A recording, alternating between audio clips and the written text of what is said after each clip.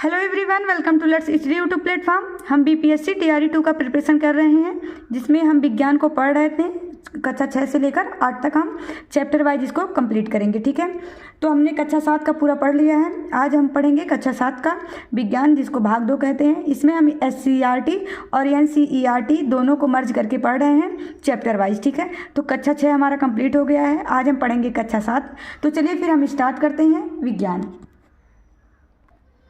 अगर हम अध्याय देख लेते हैं कि विषय सूची में कौन कौन से अध्याय हैं, तो पहला है जल और जंगल, दूसरा अध्याय है जंतुओं में पोषण, तीसरा है ऊष्मा, चौथा है गति एवं समय, पांचवा है पदार्थ में रासायनिक परिवर्तन। ठीक है, तो आज हम पूरा 5 चैप्टर इसमें कंप्लीट करेंगे।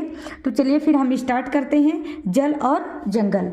इसमें टोटल 18 चैप्टर हैं, हम ऐसे ही इसको कर करके पूरा कंप्लीट कर लेंगे। ठीक है, चलिए फिर हम स्टार्ट करते हैं। पहला चैप्टर अध्याय 1 हमारा है SCERT में दिया गया है जल और जंगल। ठीक है, NCERT में इसमें दूसरा चैप्टर दिया हुआ है, बट SCERT में दिया हुआ है जल और जंगल। तो चलिए फिर हम देखते हैं। 22 मार्च को जल दिवस मनाया जाता है, तो ये याद रखिएगा क्योंकि ये दिया गया है पहले ही चैप्टर की स्टार्टिंग में ये दिया हुआ है कि विश्व जल दिवस कब मनाया जाता है, तो 22 मार्च को। कुल जल का 0.006% ही मनुष्य के इस्तेमाल के लिए है। ठीक है, जल ठोस के रूप में बर्फ जो ध्रुव पे पर्वत हिमनदों में पाया जाता है। ठीक है, वातावरण में जल वाष्प के रूप में उपस्थित रहता है। जल की तीनों अवस्थाओं के सतत चक्रण द्वारा जल की कुल मात्रा स्थिर बनी रहती है। ठीक है, हमने कल जल का चक्रण बताया था कि कैसे कैसे, देखिए हमने बताया कि कैसे जल जो होता है वो वाष्प बनता है, वाष्प से बादल बनता है, फिर बादल से क्या होता है वर्षा होती है, फिर से पृथ्वी पर क्या हो जाता है जल हो जाता है, फिर वही जल वाष्प बनता है। ऐसे ही ये क्या जल चक्र चलता रहता है। ठीक है, तो इसी जल की तीनों अवस्थाओं के सतत चक्रण द्वारा जल की कुल मात्रा क्या स्थिर बनी रहती है। ठीक है, यहाँ से हमने देखा। चलिए फिर आगे देखते हैं। अब हम देखते हैं भूमिगत जल क्या होता है। जिन स्थानों पर चट्टानों अथवा मिट्टी के बीच सारे के सारे रिक्त स्थान पर जल भरा होता है, उसकी ऊपरी परत को भौम जल स्तर कहते हैं। ठीक है, भौम जल का स्रोत वर्षा है। भूमि के अंदर जल के रिसाव को अंतः संध्यन कहा जाता है। भौजल के भंडार को जलभर कहते हैं। ठीक है, कम वर्षा या वर्षा जल के रिसाव के लिए उपलब्ध भूमि की कमी से भौम जल स्तर में क्या होता है, गिरावट आता है। ठीक है, चलिए हम इसको चित्र के माध्यम से समझ लेते हैं एक बार। ये देखिए SCERT पुस्तक में ये चित्र दिया गया है। तो इसमें ये क्या है, ये जो नीचे वाला है इसको जलभर कहा जाता है, और ये देखिए जो इससे ऊपर है ये क्या है, भौम जल है। ठीक है, यहाँ से आपको समझ में आ गया। ये क्या है, जो नीचे वाला है इसको जलभर कहा जाता है, या फिर ये इसी को भौम जल स्तर कहा जाता है, और इसको क्या कहा जाता है, भौम जल। ठीक है, यहाँ से समझ में आ गया। यहाँ से आप लोग थोड़ा पढ़ लीजिए, यहाँ से समझ में आ जाएगा। वर्षा जल नदियों, तालाबों, झीलों का जल मिट्टी से रिसकर भूमि के नीचे रिक्त स्थानों तथा दरारों को भर देता है। ठीक है, भूमि के अंदर जल के रिसाव को अंतः संध्यन कहते हैं। ठीक है, अगर मान लीजिए भूमि है और भूमि के और ऊपर उसके जल भरा हुआ है, तो उसके अंदर जब जल का रिसाव होता है उसी को अंतः संध्यन कहा जाता है। अतः इन प्रक्रिया द्वारा उपयोग किए जा चुके भौजल की पुनः परिपूर्ति हो जाती है। भौमजल स्तर के नीचे मृदा अथवा कठोर चट्टानों की परतों के बीच जल संचित हो जाता है।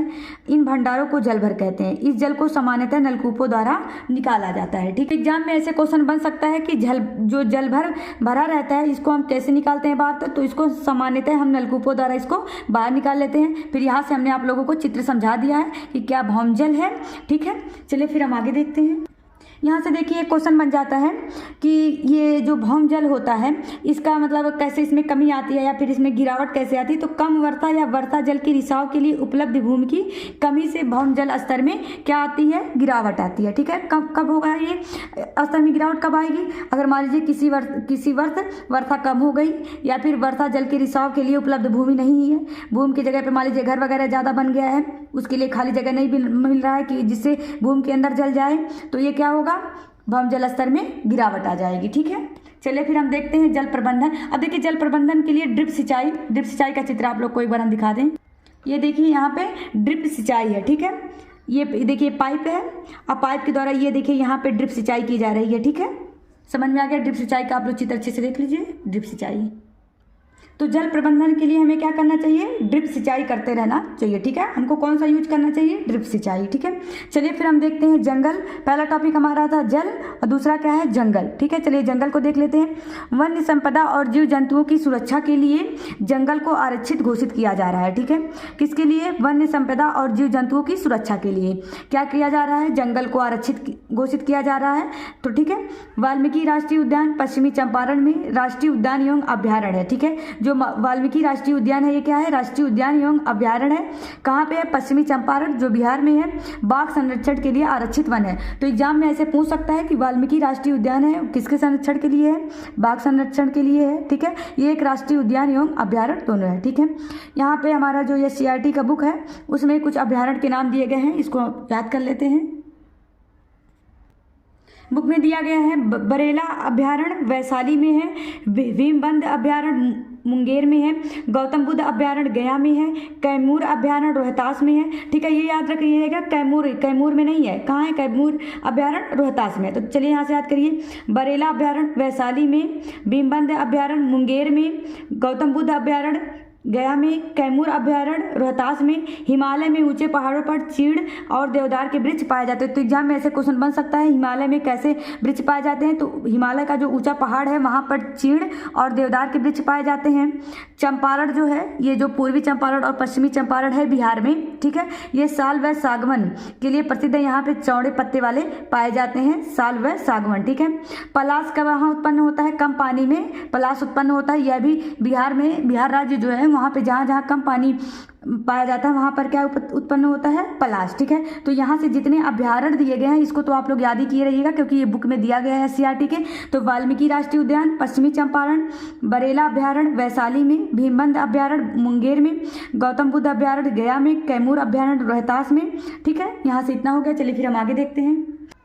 हम वन में खाद्य श्रृंखला को समझते हैं। तो ऐसे देखते हैं कि पौधे को भोजन के रूप में खाते हैं। जैसे कुछ जीव होते हैं जो पौधों के जैसे पौधे हैं उनको भोजन के रूप में खाते हैं, अन्य जीव द्वारा उनको भोजन के रूप में खा लिया जाता है। यही क्रम चलता रहता है, ठीक है। उदाहरण के लिए अगर हम देखते हैं तो छोटे छोटे ये जो मेढक है ये छोटे छोटे कीट को खा जाते हैं। मेढक को सांप खा जाता है और सांप को गरुड़ खा जाता है, ठीक है। तो ये क्या है, एक खाद्य श्रृंखला बना हुआ है। जैसे देखिए मेढक क्या करता है, छोटे छोटे कीट है उनको खा जाता है। उसके बाद मेढक को कौन खा रहा है, सांप अपना भोजन बना रहा है। सांप को अपना भोजन कौन बना रहा है, गरुड़ बना रहा है। तो ये ऐसे ही चलता जाता है। तो देखिए घास को कौन खा रहा है, कीट खा रहे हैं। कीट को कौन खा रहा है, मेढक खा रहा है। मेढक को कौन खा रहे हैं, सांप खा रहे हैं और सांप को गरुड़ खा रहा है। तो ये क्या है, ये खाद्य श्रृंखला बना हुआ है, ठीक है। जैसे घास कौन खाता है, हिरण खाता है। हिरण को कौन खा लेता है, बाघ, ठीक है। तो ऐसे ये खाद्य श्रृंखला बनते हुए चला जाता है। इसी को खाद्य श्रृंखला कहा जाता है, ठीक है। सूक्ष्म जीव जो घास फूस को सड़ाकर ह्यूमस बनाने में सहायक होते हैं वे क्या कहलाते हैं, अपघटक कहलाते हैं। तो एग्जाम में पूछ सकता है कि किसको अपघटक कहा जाता है। तो सूक्ष्म जीव जो घास फूस को सड़ाकर ह्यूमस बनाने में सहायक होते हैं उन्हीं को अपघटक कहा जाता है।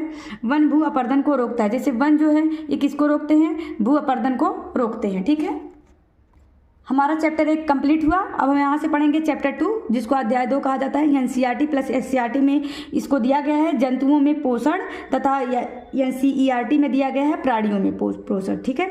चलिए फिर हम स्टार्ट करते हैं। सभी जीव प्रत्यक्ष या अप्रत्यक्ष रूप से भोजन के लिए पौधों पर निर्भर रहते हैं, ठीक है। अगर हम देखेंगे तो कोई भी जीव प्रत्यक्ष रूप से जो हमको सामने रूप से दिखाई दे, अप्रत्यक्ष रूप से जो ना दिखाई दे लेकिन तो तब भी क्या है, निर्भर है, ठीक है। भोजन के लिए पौधों पर निर्भर रहते हैं।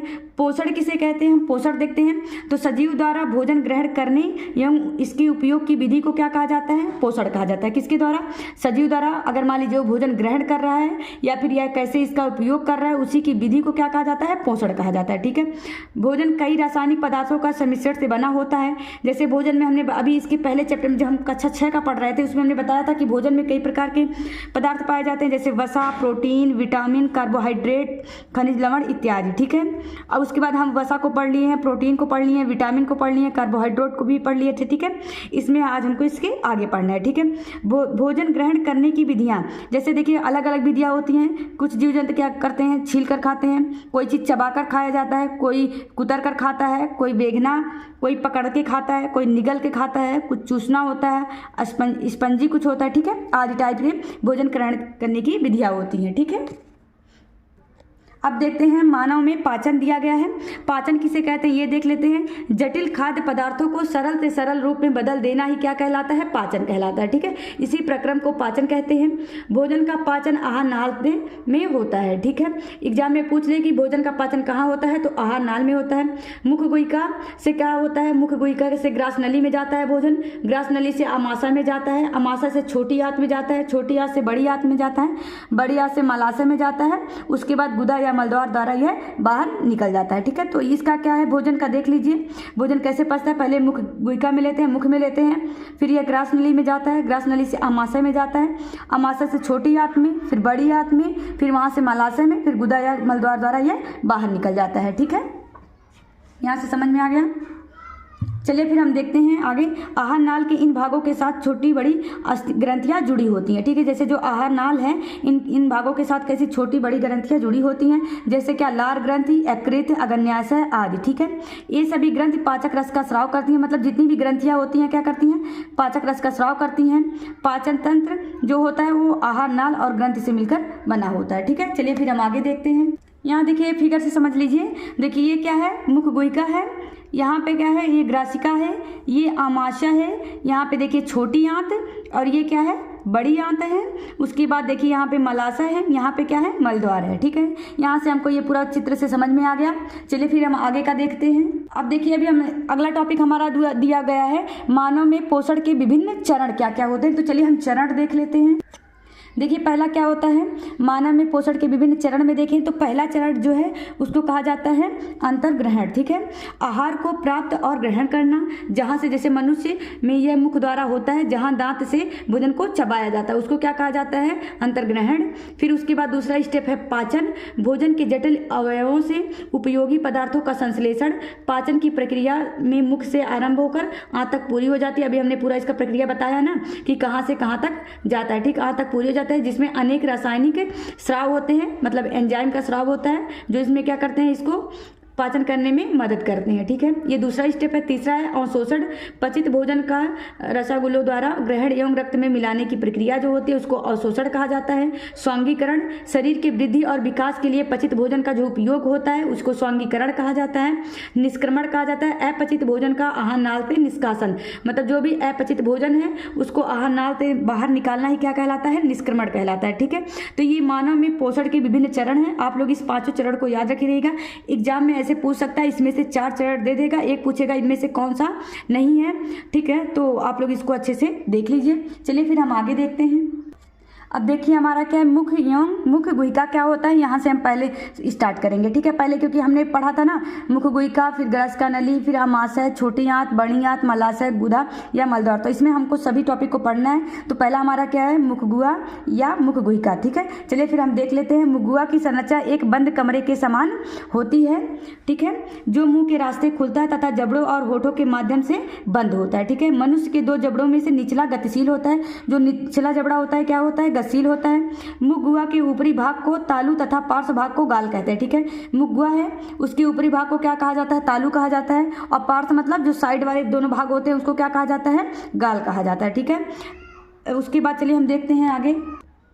उसके बाद हम देखते हैं यूला, जो वी आकार का होता है, जो तालू से नीचे की तरफ लटका रहता है। ठीक है, ये मांस का एक भाग होता है जो वी आकार का होता है, ये तालू से नीचे की तरफ लटका रहता है। ठीक है, आप लोग देखेंगे तो आपके पास भी जीभ के नीचे होगा। ठीक है, मुख गुहा में एक जीभ, 3 जोड़ा लार ग्रंथि तथा 32 दांत होते हैं। ठीक है, तो एग्जाम में ऐसे पूछ सकता है कि मुख गुहा में क्या क्या पाए जाते हैं। तो मुख गुहा में एक जीभ होता है, 3 जोड़ा लार ग्रंथि होती हैं और 32 दांत होते हैं। ठीक है, तो यहाँ से पहले हम पढ़ेंगे जीभ, उसके बाद हम ये लार ग्रंथियाँ पढ़ेंगे, उसके बाद 32 दांत के बारे में पढ़ेंगे। ठीक है, तो चलिए सबसे पहले हम जीभ के बारे में देख लेते हैं।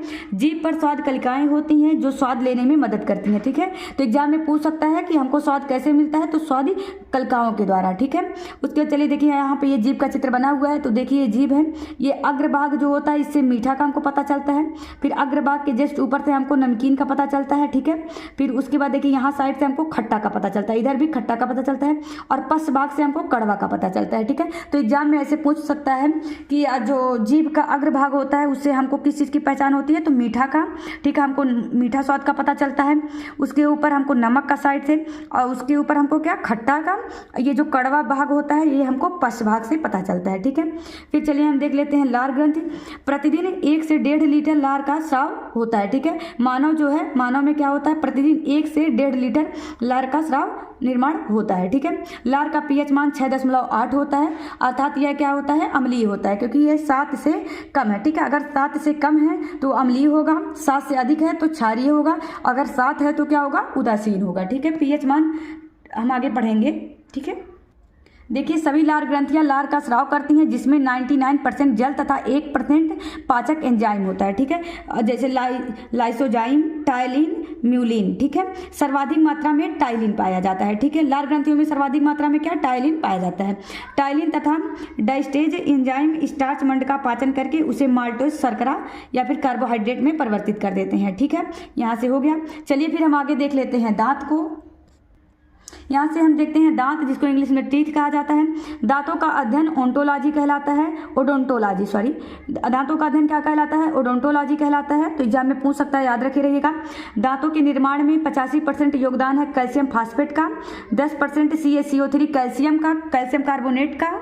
यहाँ पे हम दांत के प्रकार देख लेते हैं। दांत 4 प्रकार के पाए जाते हैं, ठीक है। कृंतक, रदनक, अग्र चमरणक और चमरणक, ठीक है। तो देखिए ये जो कृंतक होते हैं ये काटने का कार्य करते हैं, रदनक फाड़ने का कार्य करते हैं, अग्र चमरणक पीसने और चबाने का कार्य करता है, और चमरणक पीसने और चबाने का, ठीक है। तो चलिए हम यहाँ से देख लेते हैं। ये जो कृंतक होता है तो देखिए 4 ऊपर पाया जाता है और 4 नीचे। तो कृंतक की संख्या कितना हो गया, 4 + 4 कितना हो गया, 8 हो गया। उसके बाद हम रदनक देखते हैं। तो रदनक देखेंगे तो इसको हम आई टीथ भी कहते हैं। ये नुकीले होते हैं तथा भोजन को चीरने फाड़ने का कार्य करते हैं, ठीक है। मानव में इसकी संख्या 2 + 2 होती है। देखिए यहाँ पे दिखाया गया ना, ये देखिए ऊपर नीचे, ऊपर 2 और नीचे 2। तो रदनक की संख्या टोटल कितनी हो गई, 4 हो गई, ठीक है। उसके बाद हम देखते हैं प्रीमोलर, जिसको अग्र चमरणक कहा जाता है। इसे चीक टीथ भी कहते हैं। यह भोजन को चबाने का कार्य करता है। बच्चों में यह बिल्कुल भी नहीं पाया जाता, ठीक है। बच्चों में यह नहीं पाया जाता है। वयस्क में इसकी संख्या 4 + 4 8 होती है, ठीक। इसकी संख्या कितनी होती है, 4 + 4 8 अग्र चमरणक की, ठीक है। उसके बाद हम देखते हैं, देखिए चमरणक, यहाँ पे देखिए 3 इधर और 3 इधर, 6 और फिर 3 ऊपर 3 नीचे, ठीक है। फिर 3 इधर, तो कितना हो गया, 6 इधर, 6 ऊपर हो गया, 6 नीचे। टोटल इसकी संख्या कितनी पाई जाती है, 12, ठीक है। इसे विजनम टीथ भी कहते हैं। इसका भी कार्य भोजन को चबाना ही होता है, ठीक है। बच्चों में अंतिम मोलर जो होता है, थर्ड वाला, वो नहीं पाया जाता, ठीक है। वयस्क में इसकी संख्या 6 + 6 मतलब 12 पाई जाती है, अर्थात चारों प्रकार में सर्वाधिक संख्या में मोलर ही पाया जाता है। अगर इन चारों में देखें तो सर्वाधिक संख्या में कौन पाया जाता है, मोलर, जिसको चमरणक कहा जाता है, ठीक है। यहाँ से हमने समझ लिया कृंतक, रदनक, अग्र चमरणक और चमरणक, ठीक है। चलिए हम एक बार कॉपी से इसको देख लेते हैं। यहाँ से हम देखते हैं तो दांत के ऊपरी भाग को इनेमल कहते हैं, जो सबसे मजबूत होता है। आंतरिक भाग को टेंटाइन कहते हैं, ठीक है। दांत जीवन में 2 बार आते हैं, दूध के दांत और अस्थायी दांत, ठीक है। दूध के दांत केवल कितने होते हैं, 20 ही होते हैं। जो ये 20 होते हैं ये गिरते हैं और फिर निकल जाते हैं। लेकिन तो अस्थायी दांत कितने उत्पन्न होते हैं, 12, ये बाद में उत्पन्न होते हैं, ठीक है। तो अस्थायी दांत कितने होते हैं, 12, और दूध के दांत कितने होते हैं, 20, जो गिरते हैं पुनः दोबारा ये उत्पन्न होते हैं, ठीक है। दांत 4 प्रकार के होते हैं, अभी हमने बताया था। कृंतक, 1 मिनट थोड़ा सही कह दें, हम सही कर दें, 1 मिनट रुक जाइए। तो क्या होता है, कृंतक, रदनक, अग्र चमरणक, चमरणक, ठीक है। काटने वाले दांत कृंतक, रदनक को चीरने फाड़ने वाले दांत कहा जाता है, अग्र चमरणक को चबाने वाले दांत कहा जाता है। और यह देखिए एग्जाम में ऐसे पूछ सकता है, अग्र चमरणक क्या बच्चों में पाया जाता है, तो अग्र चमरणक बच्चों में नहीं पाया जाता है। और ये जो चमरणक होता है, इसका जो थर्ड वाला मोलर पाया जाता है, ये थर्ड वाला बच्चों में नहीं पाया जाता है, ठीक है। तो कृंतक को आप देख लीजिए, यहाँ से देख लीजिए, कृंतक काटने वाले दांत 4 + 4 8 पाए जाते हैं। रदनक चीरने फाड़ने वाले दांत 4 पाए जाते हैं। अग्र चमरणक 4 + 4 8 पाए जाते हैं, ठीक है। चमरणक 6 + 6 12। अगर देखिए इसको जोड़ लीजिए, देखिए 8 और यहाँ पे 8 4 12, उसके बाद 12 4 16, 16 4 20, 20 इधर हो गया और 12 इधर, 20 12 32। टोटल कितने दांत हो गए, 32 दांत, ठीक है। चलिए आगे देखते हैं। हम दांत का फार्मूला देखते हैं। तो ICPM होता है, ठीक है। I से होता है इंसीजर, उसका C से होता है केनाइन, P से होता है प्रीमोलर, और M से क्या हो जाता है, मोलर होता है, ठीक है। वयस्क में 21-23 इसका फार्मूला होता है। और उसके बाद ये बच्चों में क्या होता है, 21-02। तो याद रखिए रहेगा, दंत का फार्मूला एग्जाम में पूछ लेता है। तो 21-23 वयस्क में और बच्चों में 21-02 होता है, ठीक है। ग्रास नली, यह मुख गुहा को अमाशय से जोड़ती है, ठीक है। यहाँ से समझ में आ गया, ग्रास नली क्या करता है, जो मुख गुहा है इसको अमाशय से जोड़ता है। इसमें पाचन की क्रिया क्रिया नहीं होती है और क्रमानुकुंचन द्वारा भोजन जो होता है ग्रास नली से अमाशय में पहुंचता है। तो एग्जाम में ऐसे पूछ सकता है कि किस क्रिया द्वारा भोजन पहुंचता है अमाशय में, क्रमानुकुंचन द्वारा। ठीक है, अब फिर आगे देखते हैं। श्वास नली के ऊपर एक मांसल संरचना पाई जाती है जो भोजन के वक्त श्वास नली को बंद करती है, जिसको क्या कहा जाता है, इपीग्लोटिस कहा जाता है। ठीक है, तो इपीग्लोटिस किसको कहा जाता है, जो जब हम भोजन करते हैं तो ये क्या करता है, भोजन के वक्त ये श्वास नली जो होता है इसको ये बंद कर देता है। ठीक है, अब देखते हैं हम अमाशय। यहाँ के बाद अमाशय आहार नाल का सबसे चौड़ा भाग होता है, यह यू आकार का होता है। देखिए यहाँ पे अमाशय का चित्र बना हुआ है। यह पाचक रस कार्डियक से HCl निकालता है जो भोजन के साथ आए जीवाणु को नष्ट तथा भोजन को अम्लीय बनाता है। ठीक है, ये जो पाइलोरिक होता है इसमें जठर ग्रंथि पाया जाता है, इससे जठर रस निकलता है पाइलोरिक से। तो देखिए ये है अमाशय का चित्र। देखिए यहाँ से आया है ग्रास नली, ये क्या होता है, कार्डियक होता है, ये क्या होता है, हार्डनिक होता है, यहाँ पे रूजी होता है जो, ठीक है, यहाँ पे क्या है, पाइलोरिक है। ठीक है, यहाँ पे क्या है, काइम है। ठीक है, समझ में आ गया। चलिए फिर हम आगे देखते हैं। यहाँ से देखते हैं हम आंत और छोटी आंत और बड़ी आंत। ठीक है, तो आंत कितने प्रकार के होते हैं, 2 प्रकार के, एक छोटी आंत एक बड़ी आंत। ठीक है, तो छोटी आंत में क्या होता है, भोजन का पूर्ण पाचन छोटी आंत में ही होता है। तो एग्जाम में पूछ सकता है कि भोजन का पूर्ण पाचन कहाँ होता है, तो ये छोटी आंत में ही होता है। इसकी लंबाई 6 से 8 मीटर होती है। ठीक है, अमाशय से भोजन छोटी आंत में पहुंचता है। अभी हमने बताया कि पहले आहार नाल से कहाँ पे पहुंचता है, अमाशय में, और अमाशय से कहाँ पहुंचता है, छोटी आंत में पहुंचता है। ठीक है, अब देखिए यहाँ पे, ये देखिए आहार नाल है, ये देखिए यहाँ पे अमाशय है, फिर अमाशय के बाद यहाँ देखिए अग्न्याशय है, यहाँ पे क्या है, पित्ताशय है, यहाँ पे यकृत है। ठीक है, ये अब देखिए यहाँ से इसमें यकृत, अग्न्याशय तथा स्वयं इसकी दीवारों से स्राव होता है। ठीक है, अब क्या होता है, यकृत होता है, अग्न्याशय होता है और छोटी आंत से क्या होता है, यहाँ पे स्राव होता रहता है। ठीक है, चलिए फिर आगे देखते हैं। यहाँ से बहुत सारे एंजाइम का क्या होता है, स्राव होता है। ठीक है, अब चलिए हम पहले हम यकृत को पढ़ लेते हैं। यकृत है, यहाँ ऊपरी वाला भाग जो होता है यकृत होता है। यकृत मानव शरीर की सबसे बड़ी ग्रंथि है, यह पित्त रस स्रावित करती है। तो एग्जाम में पूछ लेगा कि पित्त रस कहाँ से स्रावित होता है, तो यकृत से होता है जो पित्ताशय में संग्रहित होता है। तो देखिए पित्त रस स्राव कहाँ से होता है, यकृत से, और ये संग्रहित कहाँ होता है, पित्ताशय में। ठीक है, इसका भार कितना होता है, 1.5 किलोग्राम होता है, 1.5 kg। ठीक है, यकृत में पित्त रस का निर्माण होता है। तो याद रखिएगा, यहाँ से पूछ सकता है कि पित्त रस का निर्माण कहाँ या फिर स्राव कहाँ से होता है, यकृत में, और संग्रहित कहाँ पे होता है, पित्ताशय में। ठीक है, ये देखिए यहाँ पे यकृत है, इसके नीचे पित्ताशय, तो इसी पित्ताशय में आगे संग्रहित होता है। ठीक है, चलिए हम पित्ताशय देख लेते हैं। तो पित्ताशय यकृत द्वारा बनाया गया पित्त आकर यहीं पे क्या होता है, इकट्ठा होता है, यहीं पे जमा होता है। ठीक है, चलिए फिर हम आगे देखते हैं। यहाँ से देखते हैं पक्वाशय, जिसको ग्रहणी कहा जाता है। ठीक है, ये ग्रहणी जो होता है अंग्रेजी की यू अक्षर की भांति मुड़ी हुई रचना होती है। यह छोटी आंत का पहला भाग होता है। ठीक है, अमाशय के बाद भोजन कायम ग्रहणी में आता है, जहाँ उसे पित्त मिलती है, यह क्षारी बन जाता है यहाँ पे। ठीक है, हमने क्या पढ़ा, पक्वाशय या ग्रहणी पढ़ा। ठीक है, अब उसके बाद हम देखते हैं अग्न्याशय। यह 3 प्रकार का एंजाइम है, ये तीनों को पूर्ण पाचक रस कहते हैं। ठीक है, तो अग्न्याशय में क्या पाया जाता है, 3 प्रकार का एंजाइम पाया जाता है। तो एग्जाम में पूछ सकता है कि अग्न्याशय में कौन सा एंजाइम पाया जाता है, तो यहाँ पे 3 प्रकार का एंजाइम पाया जाता है। इन्हीं तीनों को पूर्ण पाचक रस कहा जाता है, ट्रिप्सिन, एमाइलेज और लाइपेज। ठीक है, ट्रिप्सिन क्या करता है, प्रोटीन को पेप्टोड में बदल देता है। एमाइलेज क्या करता है, स्टार्च को शर्करा में बदल देता है। और लाइपेज क्या करता है, लाइपेज में देखेंगे तो यह पित्त द्वारा पायसीकृत वसा को तोड़कर ग्लिसरॉल तथा वसी अम्ल में बदल देता है। ठीक है, ये लाइपेज के बारे में। तो यहाँ से हमको याद रखना रहेगा कि अग्न्याशय से कितने प्रकार के एंजाइम निकलते हैं, 3 प्रकार के, ट्रिप्सिन, एमाइलेज और लाइपेज। ठीक है, TAL, इसको याद कर लीजिए, TAL। ठीक है, इसको याद करने का तरीका है TAL, याद कर लीजिए कि 3 प्रकार के रस यहाँ से निकलते हैं। ठीक है, चलिए हम अगला टॉपिक देखते हैं। यहाँ से फिर देखते हैं अग्र क्षुद्रांत, जो जेजुनम, जिसको क्या कहा जाता है, जेजुनम कहा जाता है। भोजन जेजुनम के बाद इलियम में जाता है। ठीक है, ये जेजुनम अभी हम आपको दिखा दे रहे हैं फिगर में। फिर क्षुद्रांत, इलियम जिसको कहा जाता है, ये छोटी आंत का अंतिम भाग होता है, यहाँ से कई प्रकार के रस मिलते हैं। ठीक है, इलियम से। ठीक है, चलिए एक बार हम फिगर में आपको दिखा दें, 1 मिनट। ये देखिए अभी मैं पीछे बताया था ना, देखिए यहाँ पे यकृत पाया जाता है, ये आहार नाल होता है, यहाँ पे अमाशय होता है, यहाँ अग्न्याशय। तो देखिए अग्न्याशय के नीचे यहाँ पे ये देखिए यू आकार का बताया था ना, होता है डेडुनम। ठीक है, यहाँ पे क्या होता है, जेजुलम, यहाँ पे क्या होता है, इलियम। ठीक है, ये समझ में आ गया, इसी को जेजुलम और इसको क्या कहा जाता है, इलियम कहा जाता है। ठीक है, चलिए आगे देखते हैं। अब देखिए यहाँ से कौन कौन से रस निकलते हैं। इरिप्सिन ये प्रोटीन को पेप्टाइड में बदल देता है और पेप्टाइड को अमीनो अम्ल में बदल देता है। लाइपेज ये वसा का पाचन, वसा को ग्लिसरॉल तथा वसी अम्ल में बदल देता है, ठीक है, ये वसा का पाचन करता है लाइपेज। माल्टेज या माल्टोज को पचाता है। सुक्रेज यह सुक्रोज को पचाता है, जो सुक्रेज नामक एंजाइम निकलता है यह सुक्रोज को पचाता है। और लैक्टेज नामक एंजाइम जो निकलता है यह लैक्टोज को पचाता है, ठीक है। यहाँ से इसके बाद हमारा खत्म हो जाता है ये छोटी आंत। अब उसके बाद हमको आगे देखना है बड़ी आंत, ठीक है। बड़ी आंत जो होता है ये छोटी आंत की तुलना में अधिक चौड़ी होती है किंतु लंबाई में छोटी होती है, ठीक है। यह 1.5 मीटर लंबी होती है और विटामिन बी का निर्माण बड़ी आंत में होता है, ठीक है। अब फिर उसके बाद आगे इसमें एक टॉपिक दिया गया था घास चरने वाले जंतुओं में पाचन, ठीक है। घास खाने वाले जंतुओं में सेलुलोज का पाचन कुछ जीवाणु की सहायता से होता है। ये जीवाणु रूमेन में होते हैं, ठीक है। छोटी आंत और बड़ी आंत के बीच थैलीनुमा संरचना को अंधनाल कहा जाता है, ठीक है। चलिए घास चरने वाले जंतु का हम एक बार चित्र दिखा देते हैं जो SCERT में दिया हुआ है। ये देख लीजिए यहाँ पे दिया गया है घास खाने वाले जंतुओं में रूमेन। तो देखिए ये यहाँ पे क्या होता है, रूमेन होता है और इसको अंधनाल कहा जाता है, ठीक है।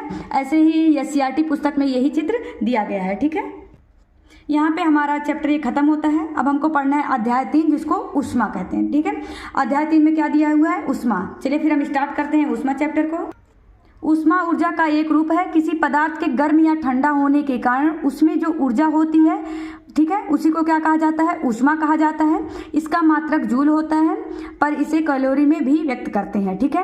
ताप किसे कहते हैं, किसी वस्तु की उष्णता के माप को जैसे मापना ही क्या कहलाता है, माप का ही क्या कहलाता है, ताप कहते हैं, ठीक है, उसी को ताप कहते हैं। थर्मामीटर, ताप को थर्मामीटर से मापा जाता है।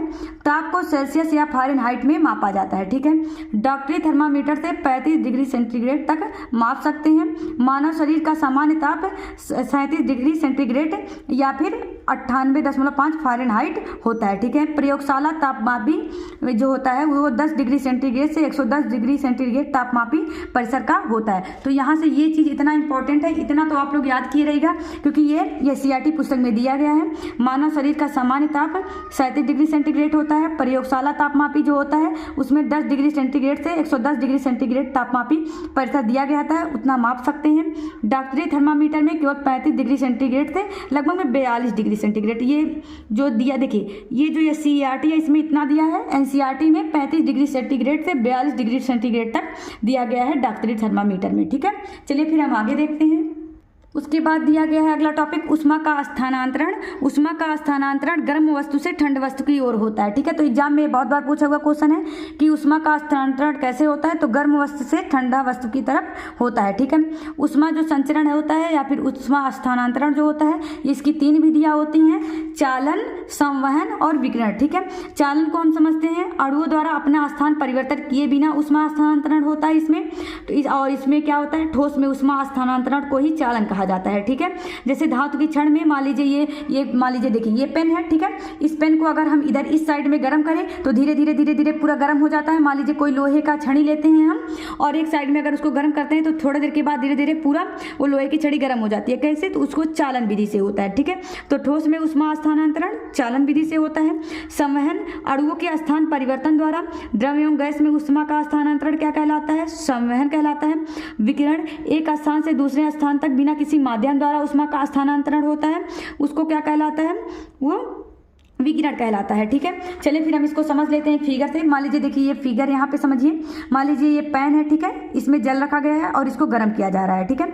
अब देखिए यहाँ से जो आग निकल, अब देखिए ये जो आग निकल रहा है यहाँ से, तो इसी देखिए आग से जो इधर उधर आग निकल रहा है इससे इसके आसपास का माहौल जो गर्म होता है इसको क्या कहा जाता है, विकिरण कहा जाता है, ठीक है। अब देखिए ये जो इस पे यहाँ पे गर्म हो रहा है, यहाँ पे मान लीजिए एक डंडी लगा हुआ है, ठीक है, और धीरे धीरे ये डंडी भी पूरी गर्म, देखिए गर्म तो हम यहाँ पे कर रहे हैं लेकिन तो गर्म क्या हो रहा है, धीरे धीरे पूरी डंडी गर्म हो जाएगी इसकी।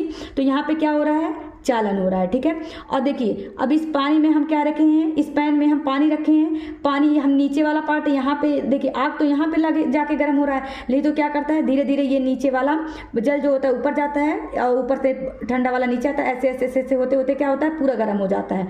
तो इसको क्या कहा जाता है, संवहन कहा जाता है। देखिए एक ही फिगर से हम लोग पूरा समझ लिए चालन, संवहन और विकिरण, ठीक है। तो चालन किस में होता है, ठोस में। संवहन किस में होता है, द्रव और गैस में भी होता है। और विकिरण विकिरण जो होता है वो बिना माध्यम के, तो एग्जाम में ऐसे पूछ लेगा कि कौन सा बिना माध्यम के होता है, तो विकिरण। और चालन केवल ठोस में होता है, संवहन द्रव एवं गैस में ऊष्मा का स्थानांतरण होता है। ठीक है, यहाँ से हमको चालन, संवहन, विकिरण तीनों समझ में आ गया है। ठीक है, अब यहाँ से देखते हैं जिसमें ऊष्मा का स्थानांतरण होता है वह ऊष्मा का चालक होता है, जैसे लोहा, तांबा, एल्यूमिनियम। ऊष्मा का कुचालक अगर देखें, जो पदार्थ ऊष्मा को आसानी से नहीं जाने देता उन्हें ऊष्मा का कुचालक पदार्थ कहते हैं, जैसे प्लास्टिक तथा लकड़ी। लकड़ी में जल्दी क्या होता है, ऊष्मा का स्थानांतरण होगा, ऊष्मा का स्थानांतरण लकड़ी में नहीं होता, तो ऊष्मा का ये क्या कुचालक कहा जाएगा, लकड़ी को। ठीक है, समुद्री समीर क्या होता है, संवहन द्वारा दिन में समुद्र की ठंडी हवा तटीय क्षेत्रों की ओर बहती है, उसे समुद्री समीर कहते हैं। थल समीर किसे कहते हैं, स्थल से ठंडी वायु समुद्र की ओर बहती है, रात में जो बहती है, ठीक है, उसको थल समीर कहा जाता है। तो यहाँ से समझ लीजिए समुद्री समीर कब बहती है, दिन में, और थल समीर कब बहता है, रात में बहता है। ठीक है, अब इतना यहाँ से समझ में आ गया। चलिए फिर हम आगे देखते हैं। यहाँ से देख लीजिए हमारा अध्याय 3 खत्म हो गया।